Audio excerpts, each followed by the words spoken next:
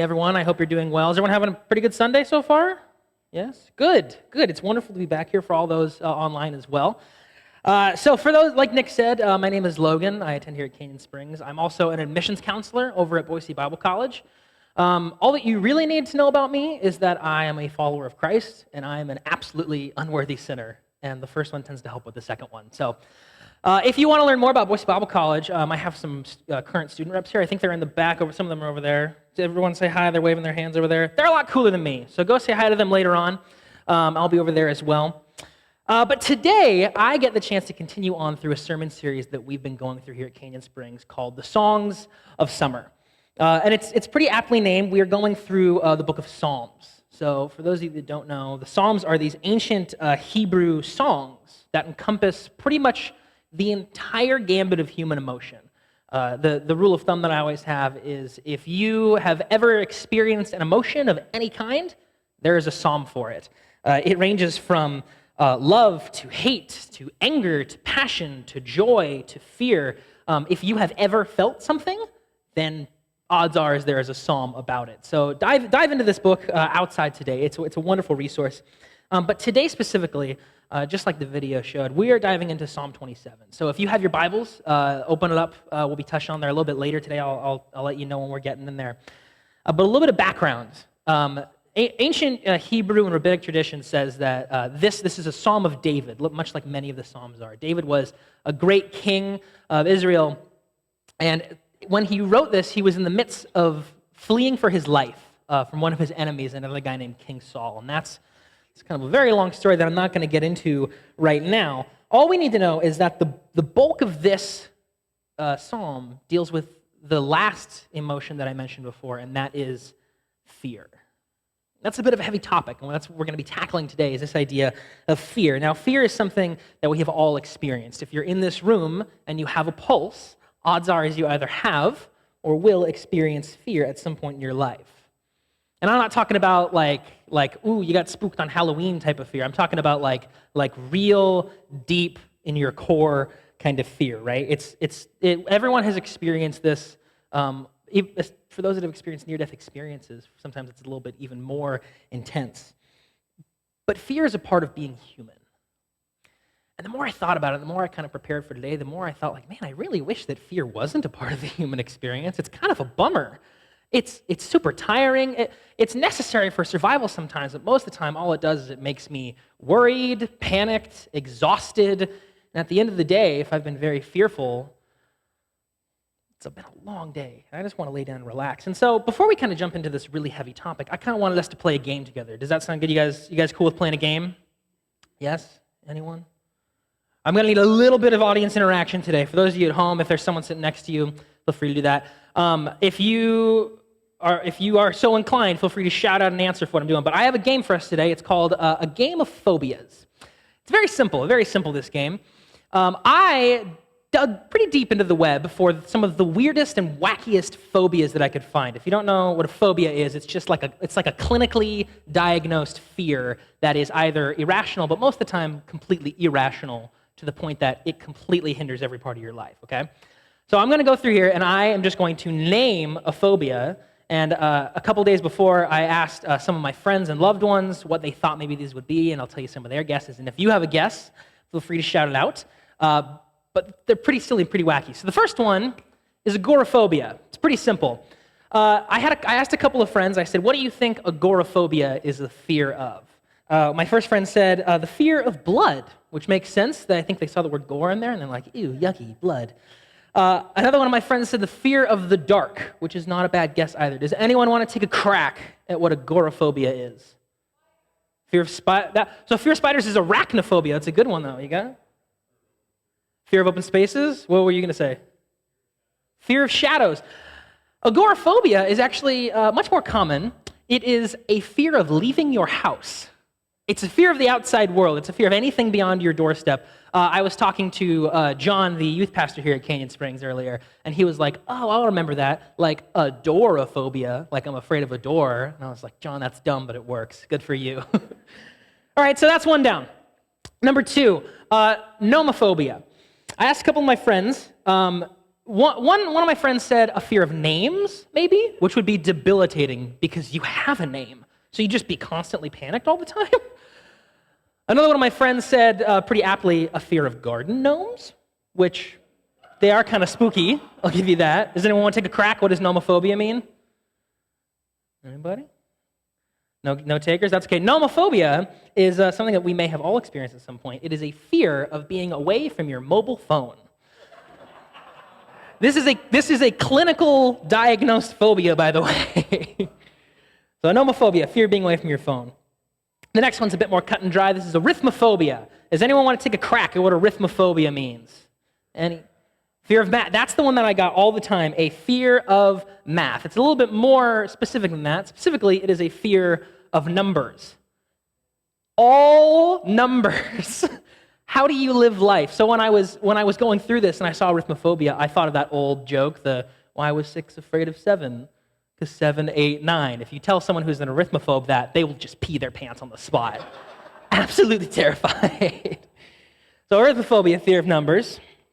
Let's jump to the next one. I like this one a lot. Globophobia. Does anyone want to take a crack at what globophobia is the fear of? A fear of circles. That's pretty good. You got one? A fear of the globe. Makes sense, right? Some of my friends said, these are so good. One of my friends said maybe a fear of traveling. I was like, oh, that's a pretty good guess. And one of my friends was like, fear of flat earthers. They're spooky. More accurately, it is a fear of balloons. Balloons of any form, whether they're teeny tiny or the really big ones. On my drive in today, I saw a huge hot air balloon, and I thought, man, this drive would be absolutely impossible for a globophobe. They wouldn't even be able to do it, let alone live in Boise, because we got a lot of them. The next one, it gets a little bit weirder from here. This says Omphalophobia. Omphalophobia. You can kind of guess some of the other ones based off the root word. You're like, oh, globophobia kind of sounds like round, makes sort of sense. This one, I've never heard this word in my life. So I asked a couple of my friends, one of them said a fear of meditation, maybe like a fear of like being silent and somber, and I was like, okay, pretty good guess. Another one of my friends was like, I don't know, fear of onions? It's not a fear of onions. Omphalophobia is in fact a fear of belly buttons. Not an actual button, of belly buttons. I'm a little bit of an omphallophobe myself, so I didn't want to show an actual picture of a belly button, but that's another one that would be terrifying all the time, because if you're a human being, you kind of have a belly button, so just kind of live in constant fear. I got two more for you. This is where it starts to get really, really weird. It took me a while to get down the pronunciation of this. It's Arachnophobia. Arachnophobia. It sounds kind of like maybe spiders, because the word arac is in there, like arachnophobia sort of thing. I asked one of my friends, they said a fear of kombucha, which is like that fermented drink you can get at the grocery store. Another one of my friends was like arac, but it's not a fear of spiders, maybe like a fear of books containing spiders. Also not accurate. It's completely off the wall. Arachnophobia is a fear of getting peanut butter stuck to the roof of your mouth. Stuck inside your mouth to the roof of your mouth. This is a clinical diagnosed fear. And the last one. This one is my absolute favorite. Does anyone just whisper in your seat quietly and try and like pronounce this in your mind? I spent quite a long time in a coffee shop the other day just looking like an absolute idiot in the corner going, hippopotamonstrosity. And I finally got it down. This is hippopotamonstrosity. Does anyone want to take a crack at what hippopotamonstrosity is? I saw a hand. Fear of what? Fear of hippos. That's the one I got. Fear of hippos. Another one of my friends said maybe a fear of hip-hop. Are you guys ready? This is the best one. Hippopotamonstrosity is the fear of long words. That's a game of phobias. I'm glad you guys had fun. Feel free to dig in a little bit more online. So that's kind of, we're diving into this idea of fear, right? This topic of fear. And fear is something that we're all aware of, and at times, especially when we look at kind of the goofier like phobias and things like that, it can be silly, and it can be kind of fun to poke at. But the truth is that fear is a much more somber topic. Fear is a much more intense subject than we like to admit, because when the silliness kind of fades away and when the laughter kind of subsides, all that you're left with really is fear. And that's terrifying in and of itself. And not just like normal fear, like, oh, there's a skeleton kind of fear, but I mean like true like fear that shakes you to your core, that rocks your identity, that leaves your life in shambles. Fear that makes us panic for ourselves, for the well-being of our family and friends, for the well-being of the world itself. Fear comes knocking at our door sometimes, and no matter what we say, no matter who we ask for help, no matter what breathing exercises we do, for some reason it just does not seem to go away. And like I said, if you're a human in this room who has a pulse, you've probably experienced fear at some point. Fear is a part of the human condition, and the good thing about that is that pretty much everything in the human condition is addressed in the Bible, and fear is no exception. So that's what we're doing. We're going to be diving in today into the scriptures. The first time in the book of Psalms that the idea of fear is brought up is not in Psalm 27. It's actually in Psalm 3. So you don't have to flip there. We're only going over the first two verses. But this psalm, much like the one we're looking at today, is a psalm of King David. He's not running from King Saul at this point. He's running from a different guy named Absalom. Again, another long story. Anytime you're ever in the Psalms and you're reading through them, not only is the words and the content that the psalmist is saying there, but it's also just this crazy in-depth story behind it. So for every psalm you read, do some digging on your own. There's always more wisdom and nuggets of wisdom to be dug up afterwards. But this one is very similar. And what we see here is David speaking from a very raw and very real place of worry and fear. In Psalm 3, verses 1 through 2, it says, "Lord, how many are my foes? How many rise up against me? Many are saying of me, God will not deliver him." Now, David here, when he says, my foes are many, he means literal foes. There's actual people chasing after him. He's fearful of being stabbed to death, essentially. That's not really a worry that we have, hopefully, most of the time in our world. A lot of times the foes that we're up against are a lot more existential. They're a lot more free-floating. We see fear like this all over the scriptures, but we have to ask ourselves, for the sake of today, what truly is fear? How do we define it? And it's kind of difficult because fear is sort of this free-floating feeling or belief that harm is about to befall you in some way. The way that I would word it is that fear is often difficult to define because it's super vague and abstract, right? It's not like a physical thing that you can hold in your hand. And it's not like happiness is expressed through a smile and sadness is expressed through a frown, but fear can be expressed through a whole range of human interaction and human emotion. So what truly is fear? That's why when it comes knocking at our door, sometimes it's really, really difficult to tackle. And the belief that harm is about to befall us is not necessarily the worst thing in the world. Sometimes we need that, and it can come from an infinite number of sources, right? Maybe you're afraid of being physically hurt. That's real. That's something you should pay attention to. But fear, especially in our lives and in our culture, often isn't physical danger. Often it's the fear of hurt from a relationship. It's fear from emotional hurt, of social hurt, of mental, whatever it is, fill in the blank. The sad thing is that especially in our world today, if you say to a person, I am fearful of blank, most of the time they can fill in that blank in their mind. Maybe not out loud, but every single person's kind of got that inside of themselves. The world we live in, the chances of this are even more prevalent. So this brings us to Psalm 27. So if you have your Bibles, we're not going to be starting in the first verse. We're going to be starting in verse 7. Most Hebrew scholars, when they look at Psalm 27, they break it apart into two separate chunks. And the first one we're going to look at a little bit later, but the second one, starting in verse 7, is what we're going to dive into right now. Starting in verse 7, David says, "Hear my voice when I call, Lord. Be merciful to me and answer me. My heart says, seek your face, Lord, I will seek. Do not hide your face from me. Do not turn your servant away in anger. You have been my helper. Do not reject me or forsake me, God my Savior. Though my father and mother forsake me, the Lord will receive me. Teach me your way, Lord. Lead me in a straight path because of my oppressors. Do not turn me over to the desires of my foes, for false witnesses rise up against me, spouting malicious accusations." Now, this passage is one of request. It is one of fear, of intense kind of visceral fear that David is experiencing. But in the same time that he's drenched in panic, he's also in a position of petition to the Lord, asking for help in this difficult time. He knows the dangers ahead of him, and he's fearful. And the Hebrew language is super cool because for pretty much every word in the English language, they have a so much more in-depth look into it. And so we're going to get the chance to kind of dive into that. I need to delineate a little bit as to what idea of fear is being expressed here in Psalm 27. The first idea of Hebrew fear is something called pahad. Technically, it has a much more like guttural kind of like phlegmy pronunciation, but I don't want to look dumb, so I'm just going to call it pahad. But this idea of fear is something more concrete.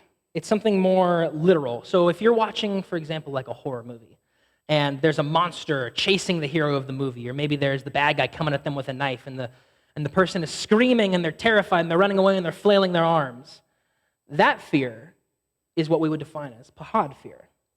The word can literally be translated to shake or tremble. In the book of Job, when Job has everything stripped away from him, when he's ailing physically and mentally, and he has nothing else to do, and he doesn't know what's ahead of him, the word pahad is used there. He shakes and he trembles in fear. The way that I would word this is that the word of pahad can be better understood as rational fear. It's that really concrete, kind of in-your-face sort of fear. This is things like the fear of heights, a fear of snakes, a fear of flying. All of these things are rational, normal fears, and pahad is not always the worst thing in the world. Sometimes it's good to have a fear of heights, or more specifically, a fear of falling, because it keeps us from wandering up into tall buildings, right? It's good to have a fear of snakes, because if you've seen them, they're terrifying. It's good to have rational fears sometimes. It keeps us safe. It keeps us alive. But pahad is not the word that is used throughout Psalm 27. You see, a word here that's used is entirely different. It looks like it's pronounced yar, but it's actually pronounced yareh. Yareh is this far more deep sense of fear in the Hebrew mindset. You see, yareh is what you experience not necessarily when you're in physical danger, but when your entire existence and identity is being uprooted. When you are fearful for not your life necessarily, but your livelihood, for what is going to befall you. It's this more intense, visceral fear. Yareh can be literally translated to a flowing of the gut, which sounds kind of odd, but ask yourself, have you ever felt that before? Have you ever felt fear so intense that it felt like it was so deeply embedded in your consciousness that you literally felt your stomach turn over? That is yareh. That's the idea of fear being expressed here in Psalm 27. It's not this in-your-face, you're going to get physically hurt kind of fear. It's this intense, wow, I don't know what tomorrow is going to hold kind of fear. I think pretty much all of us have experienced that. This kind of fear can be crippling. And because of things like the phobia game we played before, sometimes we can think of fear and we can laugh it off as silly and we can laugh it off as goofy, but I've seen this kind of fear so many times. I've seen yareh fear in the face of a family member when they found out they were diagnosed with the same disease that took their mother, and they knew that the coming weeks was going to be very, very difficult. I saw it in their face then. I've seen yareh fear in the faces and the eyes of people all over the valley and all over the country as we've been losing jobs and steady sources of income from not just this virus, but kind of the state of the world, and we don't know what tomorrow, next week, next month is going to look like. I've seen yareh fear in the eyes of my 7-year-old brother when I was a kid, and mom and dad sat us down and they explained that they're not going to be living in the same house anymore. And he asked, what does that mean? Yareh fear is intense. Really intense. It's not a goofy game. It's something that takes over our lives, and it's something that runs up and down the middle of it. You see, this fear is crippling, and in Psalm 27, David is smack dab in the middle of it. And he doesn't know what he's going to do. He doesn't know where he's going to go.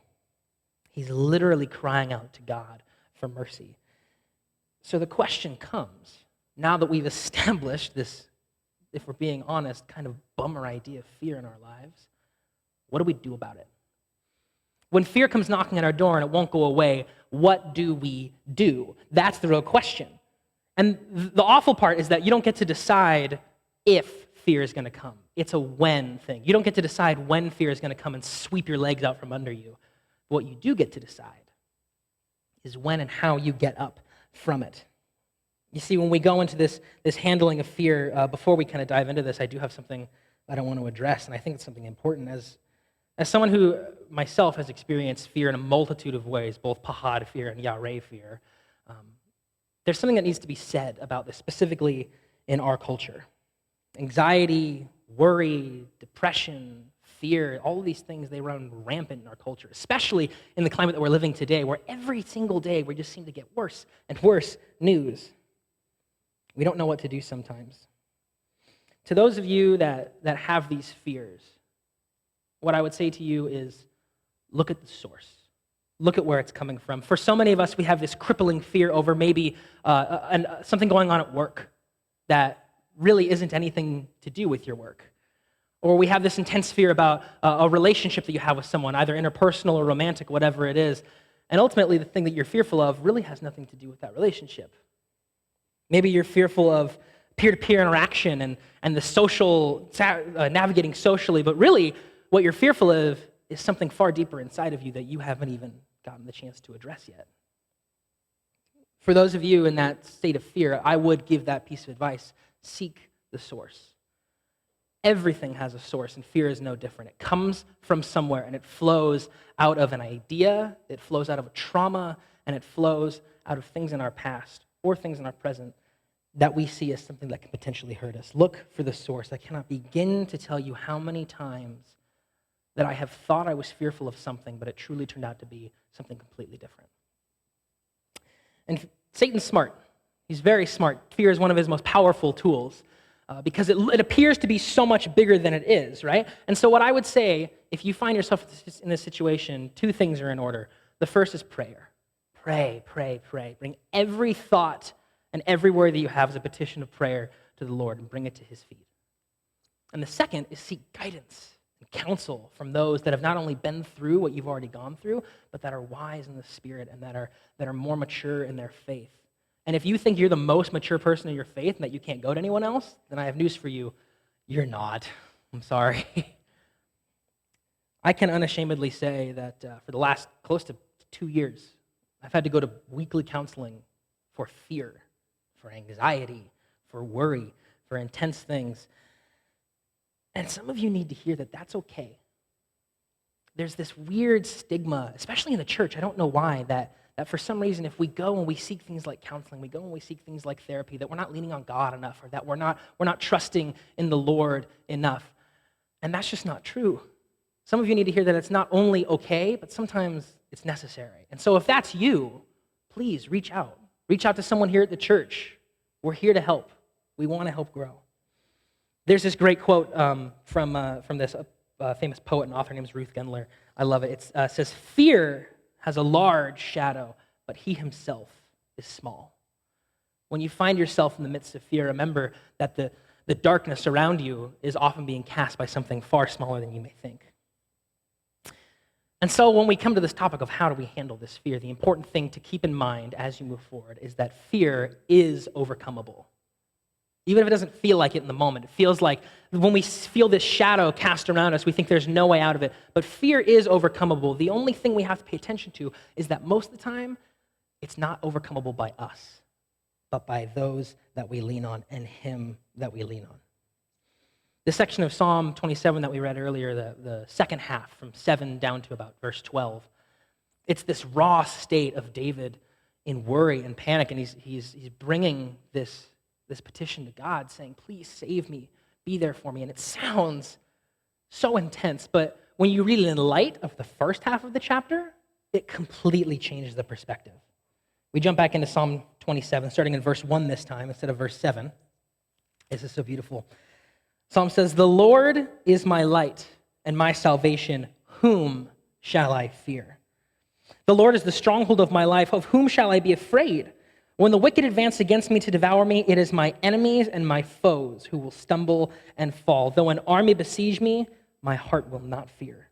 Though war break out against me, even then I will be confident. One thing I ask from the Lord, this only do I seek, that I may dwell in the house of the Lord all the days of my life." In the midst of this fear and this panic and this worry, his one petition and his one asking of God is not to relinquish him of all these things. It is to be in his dwelling and be in his house. To gaze on the beauty of the Lord and to seek him in his temple. For in the day of trouble he will keep me safe in his dwelling. He will hide me in the shelter of his sacred tent and set me up on a high rock. Then my head will be exalted above the enemies who surround me. At his sacred tent I will sacrifice with shouts of joy. I will sing and make music to the Lord. Now, I don't know about you, but that is a much different tone than the second half. And when you look at the second half in light of the first half of that verse, it changes the tone of the whole thing. What we perceived originally to be a psalm of someone being debilitated by fear, it's a psalm of someone overcoming fear, not by their own power, but through God's. We see David leaning on a God that is so much larger than his fears. Not just larger than his situation, but larger than any situation he could ever come up against. Rather than trying to tackle it head on by himself, he tackles it head on with a God who is bigger than fear, with a God who is bigger than anything that the human condition can overcome within us. And the important thing to note is that God, sometimes we think when we talk about fear that we think that if we just follow Jesus, if we pray the right prayers and we get baptized at the right time and we do communion in the right things and we talk to the right people, then everything in life is going to be solved. And that's just not the case. God doesn't say that if we follow him that all of our fears will be washed away. Sometimes he says even the opposite. All throughout the Gospels and Jesus' ministry, he says things over and over again like, I will bring rest for the weary, and I will give a drink to those who are thirsty. But the very core of those statements implies that we will still be weary. We will still be thirsty. We will still need. It's not, the fact that changes when God is brought into the picture here is not that fear is going to come. It's that we'll have a way to overcome it through him. Fear is inevitable. It's a part of being alive. The difference is that those who lean on God and who wait in his presence have not to fear the power that fear holds over them because God holds a far greater one. I love the way that he ends it off. David caps off Psalm 27, verse 13 through 14. He says, I remain confident in this. I will see the goodness of the Lord in the land of the living. Wait for the Lord. Be strong and take heart and wait for the Lord. Wait for the Lord. The only true way to overcome fear is to wait in the Lord. Take heart, trust in him, and know that no fear, whether pahad or yareh, whatever it is, it can be overcome by a God who has far more power over it. So as we're preparing to kind of walk out of this idea, what does that look like? Because it's really easy to leave a church service and to think, yeah, I'm not going to be fearful anymore. I'm going to wait in the Lord. I'm going to walk in him. But what does that actually look like? What's an actual step you can take in your life today? And I think one of them is what David says in verse 6 of Psalm 27. And it's so beautiful. He just says, at his sacred tent, I will sacrifice with shouts of joy. I will sing and make music to the Lord. The key there is I will sacrifice shouts of joy. It sounds kind of counterintuitive, but let me ask you this. Have you ever been in a state in your life where you are in a fearful time? Or you are in a time of worry or frustration, or you don't know what's coming ahead, and maybe you're in a church service, or maybe you hear a song on the radio, and it just kind of bums you out. You don't feel like singing along because you feel like you have nothing to sing for. I felt like that a lot. And David felt like that a lot, but he makes a point here of saying, in the midst of fear, bring your shouts to God as a sacrifice.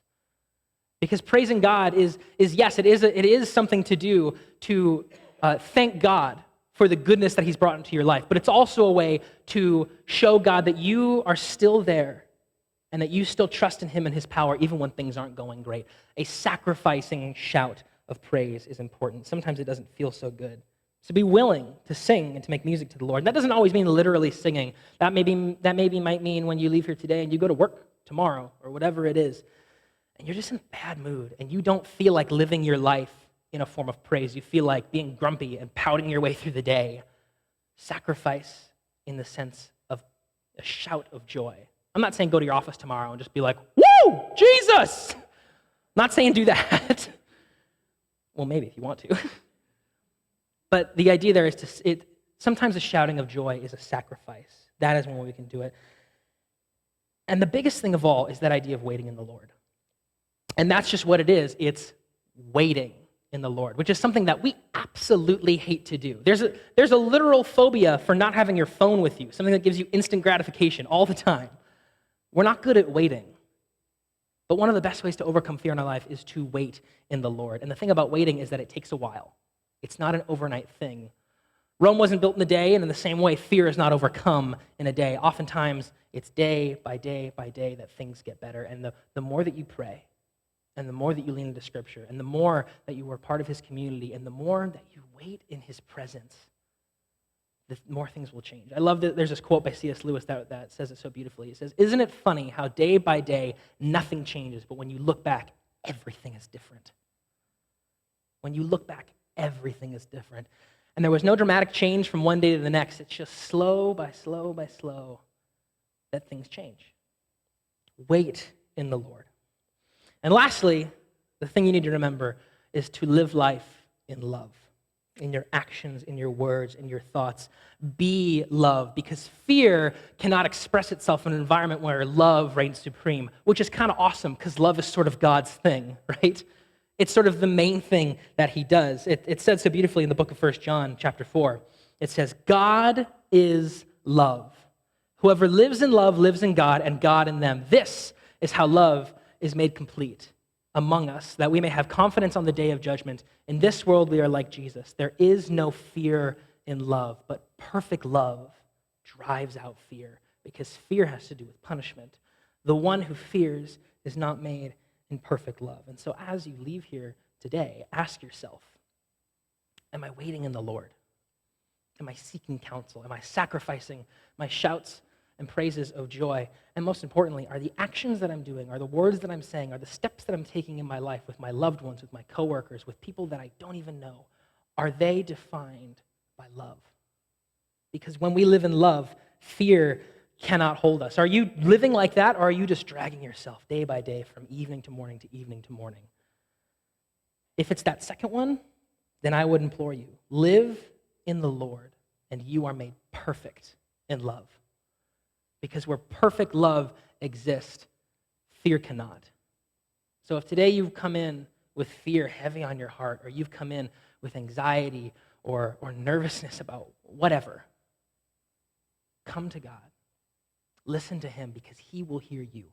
And it may not always seem like it's instantaneous, but when you look back, everything is different.